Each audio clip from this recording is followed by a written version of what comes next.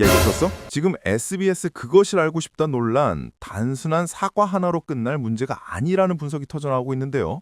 왜냐하면 2018년 방송 하나로 끝난 게 아니라 이후 정치 국면까지 이어진 구조가 있다는 얘기이기 때문입니다. 핵심 흐름만 정확하게 확인해 보겠습니다. 지금 논쟁의 출발점은 그것이 알고 싶다 2018년 방송이죠. 당시 이 방송이 파타야 살인사건을 다루면서 사건 자금 흐름과 성남 지역 조직 그리고 기업 관계를 엮는 구조를 제시했는데요. 문제는 이 구조가 시청자들에게 특정 인물과 조직이 연결돼 있다는 강한 인상을 남겼다는 점입니다. 여기서 끝났으면 단순 논란으로 끝났을 수도 있습니다. 그런데 3년 뒤 2021년 대선 국면에서 상황이 다시 터지죠. 핵심 인물인 박철민이 등장하면서 이른바 조폭 연루설이 본격적으로 확산되기 시작했는데요. 중요한 포인트는 이 주장 자체가 완전히 독립적으로 나온 게 아니라는 점입니다. 당시 흐름을 보면 박철민은 수감 중에 2018년 방송을 접한 이후 해당 내용을 기반으로 이야기를 확장하는 움직임을 보였다는 분석이 나옵니다.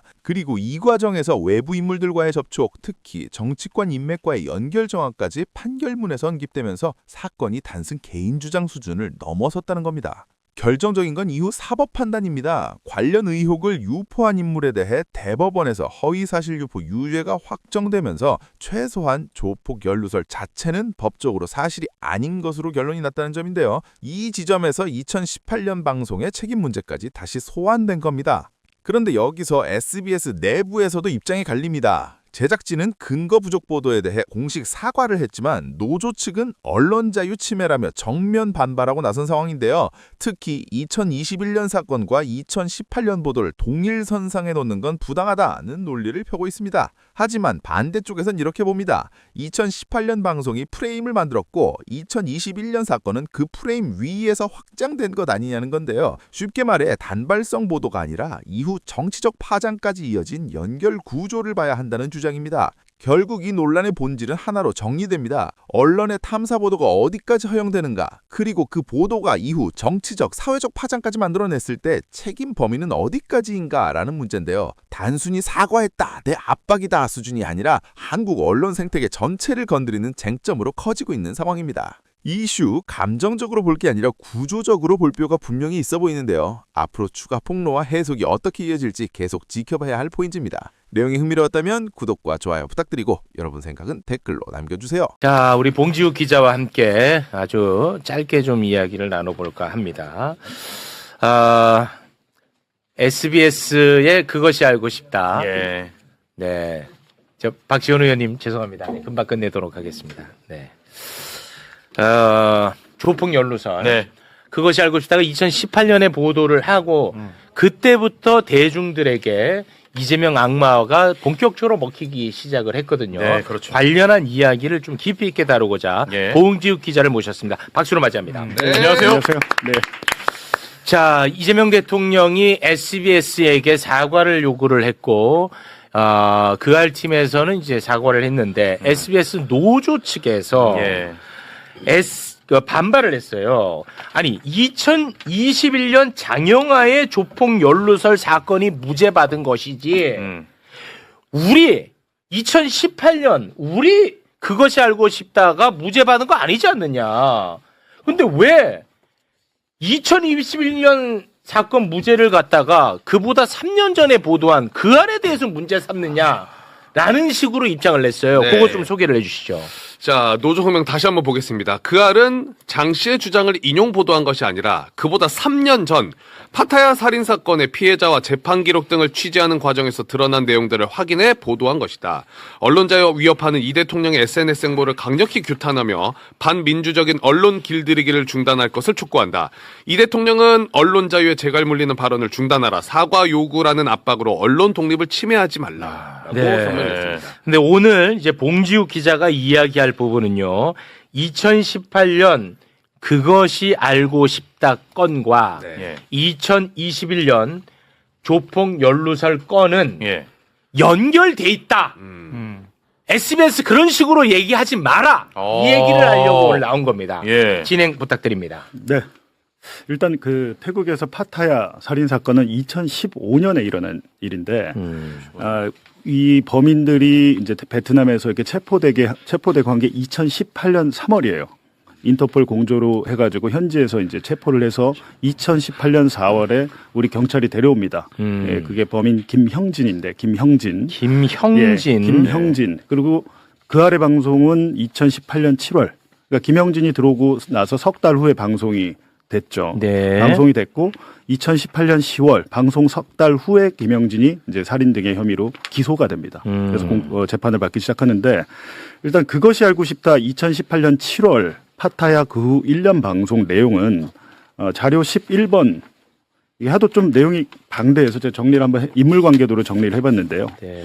예, 가장 윗줄에 이제 김형진과 윤명균이 예, 이제 피해자 당시 프로그램 개발자 임동준을 이제 숨지게 하고 두 명의 범인이 이제 나중에 잡혀서 처벌을 받는데 방송의 내용은 당시에 이제 베트남에 도피해 있던 김형진이 이제 잡혀서 체포돼서 이제 송환이 됐는데 알고 보니까 김형진이 인터넷 도박 사이트를 운영했는데 그 자금을 댄 것이 성남 지역 조폭 국제 마피아파의 간부로 알려진 이준석 코마 트레이드 대표다. 이게 방송 내용이었죠. 아, 네. 그리고 알고 보니까 이준석의 코마 트레이드에 대해서 이재명 성남시장 시절 성남시가 우수기업 중소기업 우수 장려상 이런 것들을 주고 일부 용역을 주고 이것 때문에 마치 이렇게 보면 김형진 살인 사건에 연루된 거기에 돈을 댄 사람이 이재명으로부터 특혜를 받다 이 이제 구조예요. 네. 이 구조인데 이게 이제 방송 내용이죠. 근데 3년 뒤에 2021년 대선 이제 국면으로 접어드니까 네. 감옥에 있던 박철민인데 박철민은 2017년경에 이 조직에서 쫓겨납니다. 조직에서 나온 전직 성남 국제 마피아파 조직원이었는데 얘가 이제 감옥 안에 있다가 그것이 알고 싶다를 본 거예요. 뒤늦게. 네. 그냥 갑자기 상상해낸 게 아니고 그것이 알고 싶다를 시청한 후에 이준석 또 그때 감옥에 있었어요. 다른 사건은. 감옥에 있는 박철민이 감옥에 있는 이준석에게 서신을 보내요. 뭐라고? 형님, 이재명 잡읍시다. 네, 서신을 보내요. 그것이 알고 싶다를 보고 거기서 착안한 거야. 그렇죠. 제가 그냥 제 상상으로 얘기한 게 아니라 차차 보여드릴 텐데. 그리고 나서 박철민이 그때 그렇다면 이제 방송을 본 다음에 기획을 했을 거 아니에요. 그리고 이준석한테 서신을 계속 보내요. 그리고 본인의 변호사를 통해서 가서 이준석을 만나라. 메시지를 계속 보내는데 이번에 박철민 판결문을 제가 보니까 박철민 혼자 한 게 아니에요. 이 허위 조작 사건을 혼자 기획한 게 아니고 박철민의 부친이 알고 보니까 성남시 의회 시의원이었어요. 박철민 아빠가. 성남시 시의원이고 박철민의 아버지가 네. 장영하와 아는 사이입니다. 지인관계 같은 국민의힘이니까. 아, 국민의힘. 네. 그래서 박철민과 박철민 부친이 나눈 문자 메시지가 판결문에 나오더라고요. 오, 대박이야, 뭐야. 야, 이거 대박이네. 네. 그래가지고 박철민이 아버지한테 물어보거든요. 이거 어떻게 해야 되냐? 뭘 해줄 수 있냐? 내가 이준석 대표 형님을 설득을 하려고 하면 조건을 제시해야 된다. 아, 내가 이준석 네. 형님이랑 같이 이재명 잡으면 우리한테 뭘 해줄 수 그렇죠. 있냐? 그걸 아버지한테 얘기를 해요. 그러니까 아버지가 뭐라고 또 답변을 하는데 그 과정에서 이준석 측에서 이제 물어보는 거죠. 네 뒤에 누가 있냐? 너 그걸 누가 밝혀라. 있어? 그렇지. 그건 너가 아니고 너가 자꾸 뭐 사업비도 대주고 형량도 감형을 시켜준다고 하는데 네 뒤에 누가 있냐라고 물어봐요. 그래 같이 할지 말지 안 그렇지. 물어보니까 판결문에 보니까 거기서 국민의힘 관계자가 등장을 하더라고. 국민의힘 관계자가? 국민의힘 관계자. 판결문에 박철민 배우로 이렇게 계속 언급되는 게 국민의힘하고 이낙연 캠프입니다. 이낙연 캠프? 판결문에 그렇게 나오고 그리고 윤석열은 이제 박철민의 자필 편지에서 윤석열 총장이 다 해줄 겁니다. 라고 나와요. 와. 자, 보세요. 그러면 제가 이 말씀 왜 드리냐면 장영하 어찌됐든 이게 허위로 밝혀졌잖아요. 이 돈다발 사진이고 다 완전 그냥 조작이었어요. 네네. 근데 그 알 보고 상상해서 만들어 가려고 했는데 이준석 코마트레이드 대표가 거절해요. 거절하고 얘를 고발해버려. 박철민이랑 장영하를 고발해버려. 이준석이? 이준석 입장에서는 얘가 내 인생 망칠 수 있잖아요. 그러니까 나는 아니야라고 해가지고 이 사람들을 다 장영하 고발을 하는데 대선이 이제 끝나고 박철민하고 장영하에 대해서 수사를 검찰이 했어요. 이제 윤석열 당선됐어요. 검찰이 박철민만 공직선거법 허위사실 공표로 재판에 넘겨요. 장영하를 빼줘요. 와. 근데 제가 문제 삼는 건 뭐냐면 이 사건 과정의 판결문에 보면 국민의힘이 있습니다. 국민의힘 누군지도 나와요. 예를 들면 이렇게 되면 이재명이 당선됐다면 이건 당연히 제대로 수사해서 장영하뿐만이 아니고 박철민에게 이런 기획 조작을 만약에 도와줬거나 배후에 대해서 수사를 했을 거 아닙니까? 당연하죠. 근데 거기에 대한 수사가 안 이루어져요. 장영화까지 빼줘. 근데 이건태 지금 의원이 당시에 장영화를 왜 빼주냐 해가지고 법원에 재정신청을 해서 겨우 장영화를 뒤늦게 법원에서 검찰이 수사를 안 하니까 재정신청이 인용이 돼가지고 야 검찰 수사해. 이렇게 된 거예요. 그래요? 네, 지금 이게 지금 사건을 보시면 어쨌든 그 자료 1번을 보여주시면 자, 요거 이게 박철민의 1심 판결문인데 네. 박수환 씨 한번 읽어주시죠. 자, 판결문 내용입니다. 피고인은 2021년 3월경 서울 동부구치소에서 수용되어 있던 중 이재명과 성남국제마피아가 유착되었다는 취지의 의혹을 방송 등을 통해 접하고 자, 이거 SBS 노조들 봐라. 방송 등을 통해 접하고 자신의 성남국제마피아파 활동 전력을 배경으로 20대 대통령 선거에서 민주당의 유력한 후보로 거론되는 이재명의 성남국제마피아파와 관련된 구체적 비리를 폭로하여 이재명이 당선되지 못하게 하는데 기여하게 되면 세간의 주목을 받고 반대 후보 측의 비호를 받을 수 있으리라고 생각하게 되었다. 이게 이제 판결문에 기재된 박철민의 범행 동기예요. 이거 방송을 보고 이렇게 시작을 하게 되었다는 거고. 이거는 SBS 노조에 보내야지. 그리고 두 번째 여기서 문제가 아니라 가까스로 재정 신청을 해서 장영화를 검찰이 수사하게 하고 재판에 넘겼는데 1심에서 무죄가 나와버립니다. 장영화가 네. 1심 무죄가 나왔어요. 장영화의 무죄가 나온 판결문을 봤더니 또 그 알이 등장해요. 두 번째 2번 자료 한번 보여주시죠.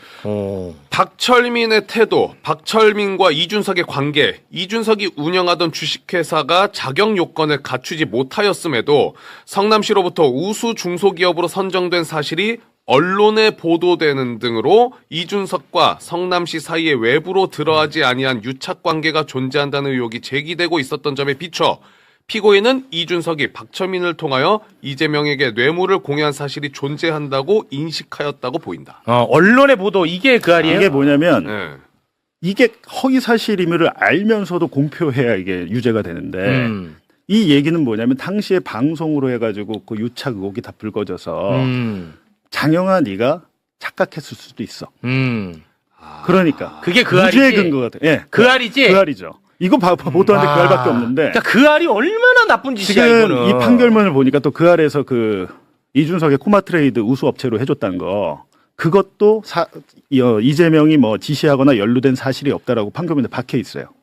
그러니까 이재명이 이준석의 회사를 우수 업체로 해줘라고 관여했거나 지시했거나 이게 아무것도 없고 그거는 오히려 그 포상 담당 직원이 지 맘대로 했다가 나중에 징계를 받았대요. 그 직원이, 성남시 직원이, 공무원이. 그러니까 그 직원이 잘못한 걸로 그렇게 된 건데 뒤집어 보면 시장이 시켰다면 그 직원이 왜 징계받습니까? 징계를 안 받잖아요. 근데 판사는 방송에서 이제 제기했던 여러 의혹 중에 그 우수 업체 선정은 이재명과 아무 관계가 없다고 판결문에 적시가 됩니다. 그러니까 지금 보세요. 박철민이 허위 조작 폭로를 하는 동기도 그알 방송이었고 장영화가 1심 판결에서 무죄를 받을 수 있었던 근거 중에 하나도 그알 방송이 된 거예요. 네. 이건 지금 판결문에 나온 거니까. 네네. 그리고 제가 이제 이어서 말씀드리면 그렇다면 진짜로 조폭우 박철민의 이게 단독 범행이냐 아니냐라고 봤을 때 이제 자료 3번. 아까 얘기해 주신 예. 것처럼 박철민이 시의원인 아빠한테 전직 시의원이었죠. 전직 시의원. 이때는. 예. 예. 아버지, 이준석 형님께서 만약에 이재명 지사님의 비윤리적인 부분에 대해 명확히 자료 준비를 해주신다면 합리적으로 형량 감축이라든지 어떤 방면에서든 이준석 형님께 확실히 도움을 드릴 수 있는 건가요? 그것이 명확해야 이준석 형님께 말씀을 올릴 수 있습니다. 아까 말씀하신 이렇게 그거네. 하고 이제 아버지로부터 답변을 뭐 이렇게 받았고. 근데 수사 기록에는 자세히 있겠지만 판결문은 많이 나와 있지는 않기 때문에 그 네. 이후에 이제 박철민이 이준석에게 이제 서신을 계속 보내요. 네. 그 다음 4번 자료. 박철민이 이준석한테 보낸 편지입니다. 다름이 아니고 아우 송구아우나 형님께 도움이 되었으면 하여 조심스럽게 말씀 올립니다. 국민의힘과 캠프에서 형님께 금전적인 부분과 현재 사업적인 부분에 대해 힘껏 힘을 실어드리고 이재명 지사와의 부적절한 부분에 대해 형님께서 명확한 자료만 주시면 V 쪽에서도 공직자 잘못이 공직자 잘못된 윤리적인 부분으로 형님분께서는 처벌받지 않으시고 이재명 지사 부분만을 언론에 다루기로 하여 형님께서 마음만 허락하신다면 금전적 부분, 재판 부분 모두 도움 주실 것을 약조하였습니다. 자, 이렇게 해서 이준석에게 계속해서 이제 편지를 보냅니다. 예. 나 혼자가 아니고 내 뒤에는 국민의힘이 있다. 라고 하니까 이준석 측에서 그래서 네 뒤가 누군데? 뭐 그래서 뭘 하자는 건데? 라고 이제 답변이 오니까 6번 자료. 이번에 이제 박철민의 지인이 박철민의 변호사에게 이런 문자를 보낸 게 이제 수사 과정에서 나온 거죠. 예. 박철민이 지인이. 예. 요거 5번이네요, 5번. 자, 국민의힘 저희 담당자는 이준석이 먼저 조건을 제시하면 그에 맞추겠다. 이준석 측에 요거를 전달해라. 그러니까 박철민의 지인이 지금 판결문상으로는 국민의힘 관계자로 예, 지금 추정이 되고요. 그렇다면 그 다음 6번 자료. 자, 조폭 그러니까 박철민이랑 이준석 측 변호사 문자인데 박철민이 형량 감축, 변호사 비용 및 변론 비용 지원, 사업 진행 비용 지원, 10억 원 지원 요 정도면 될까요?라고 문자를 네. 보냅니다. 그러니까 이렇게 이제 구체적으로 이준석에 대해서 이재명을 잡자고 지속적으로 이제 설득을 하는데 이준석 입장에서는 그런 사실이 없으니까 응하지를 않은 거죠. 근데 이 상황에서 지금 마지막 보신 문자가 2021년 9월 1일인데 며칠 후에 국정감사에서 김용판 국민의힘 의원이 국정감사에서 박철민 돈다발 사진 그거 흔들었잖아. 그거 있죠. 네, 돈다발 사진 이거 봐도 맞아. 근데 박철민이 저것이 바로 이 돈다발이 내가 이재명 측에 건넨 1억 5천만 원이다 이렇게 주장을 하면서 저걸 했어요. 근데 얼마 지나지 않아 민주당에서 3년 전에 2019년에 박철민이 자기 페이스북에 나 렌터카로 돈 이만큼 벌었어요. 돈 자랑질한 당이 사진으로 깨졌을걸요 아마. 걸려요. 네. 걸리는데 장영화 변호사가 그 상황에서 이거를 기자회견을 기자 50명을 불러다가 그거는 또 렌터카로 얘 돈 못 벌었어. 그거는 사실 뇌물 사진이 맞아라고 기자회견을 하잖아요. 하고 나서 사실은 이게 끝났어야 되는데 와. 박철민이가 끝까지 이거 다 끝났죠. 논란이 난리가 났어. 조폭 연루설이 나와가지고 난리가 났는데 동시에 뭐가 터졌습니까? 대장동이 터졌어요. 이재명 대통령은 당시 0.73%로 낙선한 이유 두 가지. 대장동하고 조폭 연루설입니다. 대선 후보를 바꾼 것인데 그것이 알고 싶다의 제작진이 의도하든 의도하지 않았든 결과적으로 2021년에 조폭 박철민의 허위 조작 폭로에 씨앗이 된 거죠. 그리고 나중에 장영화의 무죄의 근거가 됐어요. 아무 관계가 없나요, 이게? 매우 예. 밀접한 관계가 있죠. 아니 밀접이 아니라 핵심이네 핵심. 그리고 제가 이제 알고 보니까 2023년에 제가 뉴스타파 있을 때 박철민한테 김형진 파타야 네. 사건 범인 김형진이 수감 중에 저한테 편지를 보낸 적이 있습니다. 자필 편지를. 전 누군지도 몰랐어요. 처음에. 누군지도 몰랐는데 자필 편지를 보냈는데 제가 기억나는 부분이 뭐였냐면 이재명 2023년 윤석열 당선돼서 제일 잘 나갈 때 아닙니까? 네. 그때 힘이 셀 때 아닙니까? 네. 이재명과 관련해서 검찰에서 끊임없이 나에게 뭘 달라고 상납한 이런 걸 달라고 회유했는데 내가 응하지 않았다 이런 내용이 편지에 있었어요. 제가 지금 편지를 찾고 있는데 못 찾겠어가지고 근데 그러고 말았는데 제가 일요일 날 제 개인 채널 매봉쇼에서 방송을 하니까 김영진의 아버지가 제 방송을 보시고 연락이 온 거예요. 연락이 와서 이런저런 이야기를 해줬습니다. 근데 2023년 제가 받았던 김영진의 자필 편지의 내용과 동일한 이야기를 했는데 네. 어떤 내용인지 한번 12번 자료 한번 통화 녹취가 오늘 네. 공개됩니까? 네. 함께 그러면 들어보겠습니다. 지금 방송이 2018년 7월에 이루어졌어요. 네, 그래가지고 그때 당시에 그 담당 검사들이 해유를 하는 거를 형진이가 나는 그런 거 전혀 관심도 없고 모른다. 나한테는 그런 거 기대하지도 말아라 하고 거부를 했어요. 그럴 때 걔네들이 아니 뭐 어차피 마피아 국제 마피아 조직에서 그래도 이렇게 돼가지고 이런 게 관련돼서 이재명이하고 옛날에 시장 시절에 관련도 있는데 이런 거 전부 좀 이렇게 좋은 얘기 좀 해주고 그러면은 너를 10년 구형으로 상해치사로 마무리할 수도 있다. 이런 해유를 받아도 얘는 꿋꿋하게 나는 그런 사실이 없고 그런 내용과 무관하니 나한테는 뭐 별개의 얘기니 나는 그 관심 없다. 와 이게 사실이면 이거 검찰도 연루가 돼 있네. 이게 재밌는 게 뭐냐면요. 박철민이가 주장했던 게 뭐였냐면 이준석 코마트레이드 형님이 김영진이한테 태국에서 인터넷 도박 업체 시킨 다음에 그 수익금 중 일부 20억 원을 이재명에게 상납했다는 게 폭로의 골자였어요. 그리고 배달자 중 한 명이 바로 김영진이다라고 주장을 했단 말입니다. 그래서 박철민이 공직선거법 위반으로 자기가 재판받을 때 수감 중이던 김영진이 증인으로 나가서 또 한 번 증언을 합니다. 이재명과 아무 관계 없다. 아무 관계 없고 나 이재명 얼굴 본 적도 없고 이 박철민이 거짓말하는 거라고 이제 증언을 했다고 해요. 네네네. 그런데 지금 이 사건은 2018년 4월부터 10월까지 수사가 이루어진 건데 검사가 설마 저렇게까지 했을까? 워낙 큰 살인 사건인데. 근데 그알 방송에서 이재명 연루 의혹이 나왔잖아요. 네. 제가 좀 전에 오기 전에 수사 기록 전체를 받아서 다 못 보고 이제 대략 보고 왔는데 당시 검찰이 그알 방송에 자료 요구를 했더군요. 자기들 수사에 그 참고를 하려고. 그건 뭐 이상한 건 아니에요. 정상적인 건데 이재명 연루 의혹이 당시에 방송이 됐잖아요. 근데 저 때에 이제 이 김영진 측 아버지 얘기는 김영진과 이제 본인과 아버지 얘기는 검사로부터 이재명과 관련된 진술을 해주면 상해치사로 혐의를 바꿔줄 수 있다. 상해치사는 유기징역 3년 이상, 살인은 5년 이상이에요. 근데 살인은 무기징역 4년까지 가능하고 상해치사는 무기징역이 없습니다.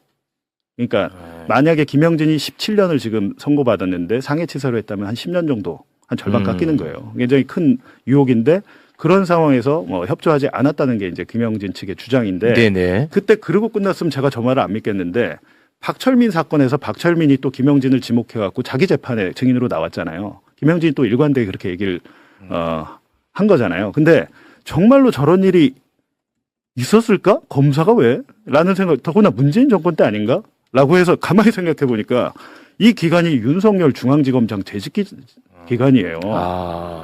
그래가지고 제가 당시에 지금 아버님이 말한 검사를 포함해서 수사팀에 오늘 오전에 통화를 했습니다.